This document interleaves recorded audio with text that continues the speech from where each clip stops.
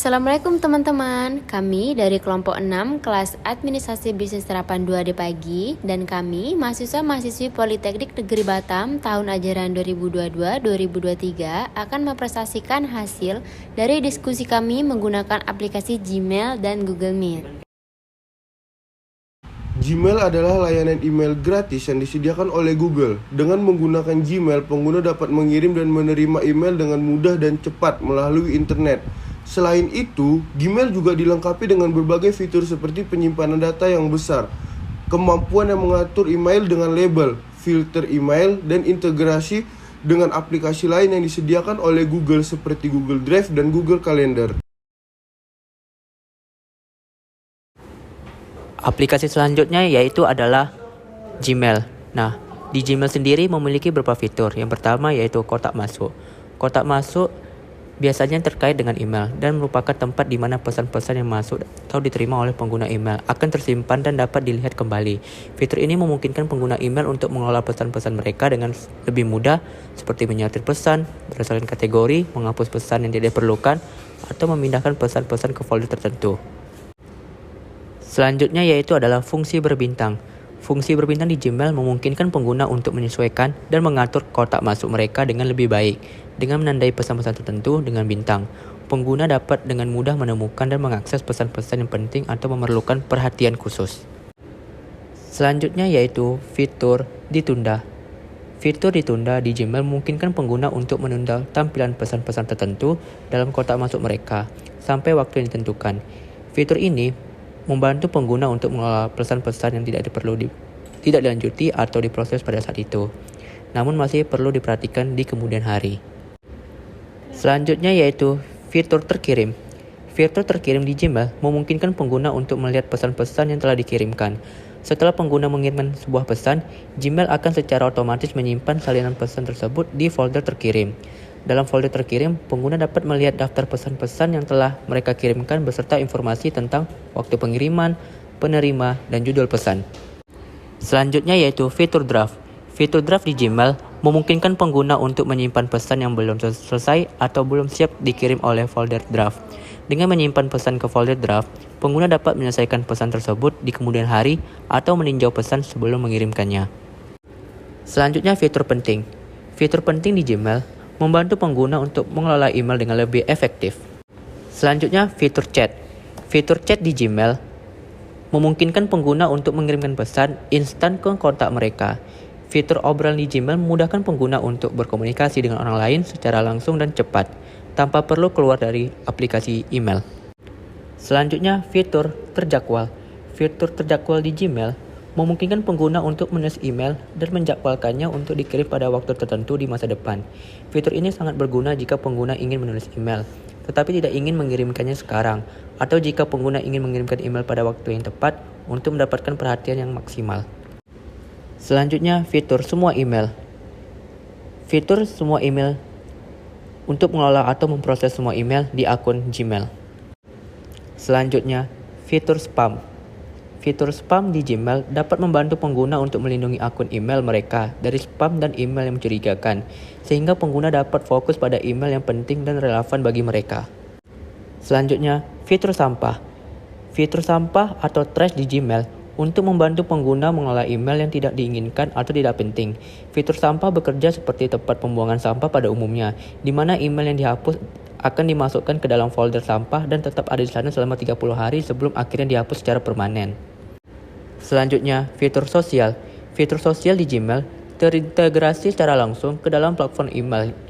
Namun, Gmail memungkinkan pengguna untuk menghubungkan akun Gmail mereka dengan layanan sosial media tertentu seperti Google+, Twitter, Facebook. Selanjutnya, fitur update. Fitur update di Gmail untuk memperbarui aplikasi Gmail ke versi terbaru dengan memperbaiki bug dan masalah, menambahkan fitur baru, meningkatkan keamanan dan performa, serta menyediakan antarmuka yang lebih baik dan lebih mudah digunakan. Selanjutnya, fitur forum. Fitur forum di Gmail terintegrasi dan didesain khusus untuk tujuan ini. Disarankan untuk menggunakan platform forum online seperti Discord, PHP Baby, atau Reddit. Dan yang terakhir adalah fitur promosi. Fitur promosi di Gmail, fitur yang mengelompokkan email iklan atau promosi ke dalam tab terpisah di kotak masuk pengguna. Hal ini memungkinkan pengguna untuk memilah email yang penting dari email iklan dan promosi, sehingga mereka dapat lebih fokus pada email penting dan mengurangi gangguan dari email iklan.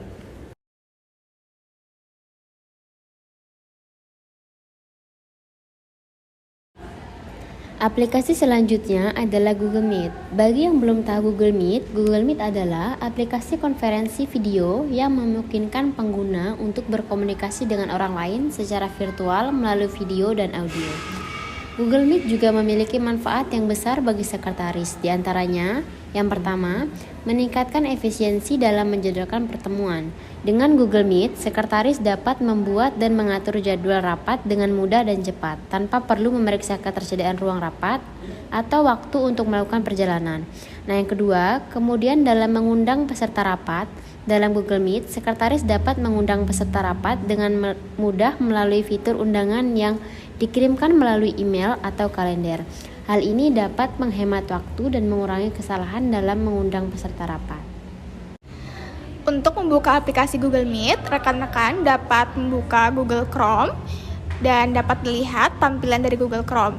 Di pojok kanan atas terdapat titik 9 yang nantinya akan muncul beberapa aplikasi, salah satunya ada aplikasi Google Meet. Nah, rekan-rekan dapat mengklik logo Google Meet.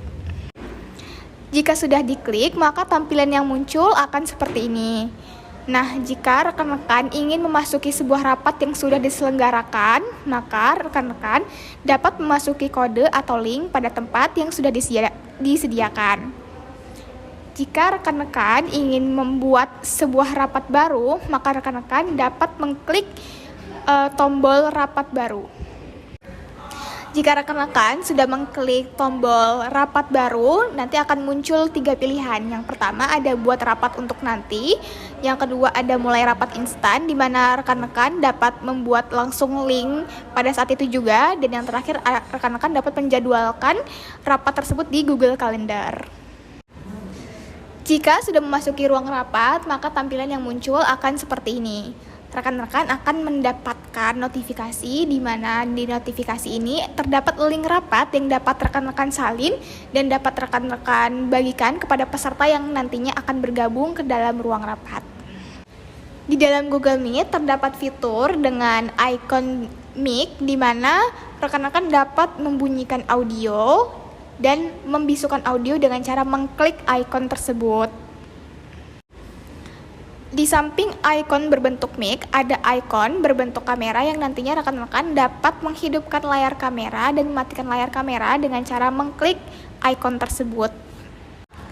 Rekan-rekan dapat mengaktifkan subtitle dengan mengklik icon yang berbentuk huruf CC.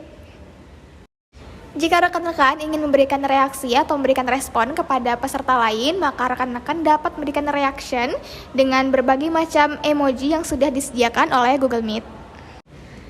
Jika rekan-rekan sekalian melakukan presentasi di hadapan peserta lain, maka rekan-rekan dapat menggunakan fitur share screen, di mana rekan-rekan dapat mempresentasikan layar rekan-rekan yang dapat dilihat oleh peserta lain. Jika rekan-rekan ingin menanyakan sebuah pertanyaan atau ingin memberikan tanggapan kepada peserta lain, maka rekan-rekan dapat mengklik fitur raise hand. Jika rekan-rekan mengklik ikon titik 3, maka rekan-rekan akan menemukan banyak pilihan yang memudahkan rekan-rekan. Nah, jika rekan-rekan mengklik papan tulis virtual, jika diklik, maka tampilan yang muncul akan seperti ini. Nah, papan tulis virtual ini sangat bermanfaat sekali bagi guru-guru yang melakukan pembelajaran jarak jauh. Fitur yang kedua adalah fitur ubah tata letak.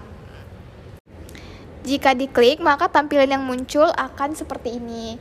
Gunanya fitur ini untuk mengatur layout dari tampilan rapat yang seperti yang rekan-rekan inginkan. Ada 4 opsi dari layout yang sudah disediakan. Yang pertama ada opsi otomatis, yang kedua ada opsi bersusun, yang ketiga ada opsi sorotan, dan yang keempat ada opsi sidebar. Rekan-rekan juga dapat mengatur jumlah maksimum potongan foto yang akan ditampilkan bergantung pada ukuran jendela. Fitur yang selanjutnya yaitu fitur layar penuh. Nah, fitur ini berfungsi untuk memberikan layar penuh terhadap tampilan dari rapat yang sedang rekan jalankan. Fitur yang keempat yaitu fitur buka picture in picture. Jika diklik, maka tampilan yang muncul akan seperti ini. Picture in picture merupakan suatu fitur yang memungkinkan rekan-rekan untuk bisa membuka halaman rapat sambil membuka halaman lain di Chrome. Nah, rekan-rekan juga bisa melakukan minimize pada Chrome tanpa membuat panggilan di rapat itu berhenti. Jika diklik, maka tampilan yang muncul akan seperti ini. Gunanya fitur ini untuk mengatur layout dari tampilan rapat yang seperti yang rekan-rekan inginkan. Ada 4 opsi dari layout yang sudah disediakan. Yang pertama ada opsi otomatis, yang kedua ada opsi bersusun, yang ketiga ada opsi sorotan, dan yang keempat ada opsi sidebar. Rekan-rekan juga dapat mengatur jumlah maksimum potongan foto yang akan ditampilkan bergantung pada ukuran jendela. Jika rekan-rekan ingin melihat peserta yang sudah bergabung di dalam rapat, maka rekan-rekan dapat mengklik ikon tersebut. Jika rekan-rekan ingin memberikan pesan di dalam panggilan atau komentar, maka rekan-rekan dapat menggunakan ikon atau fitur yang sudah disediakan tersebut. Jika rekan-rekan menjadi host atau penyelenggara rapat, maka rekan-rekan dapat mengontrol rapat dan hanya penyelenggara sajalah yang memiliki akses ke kontrol ini.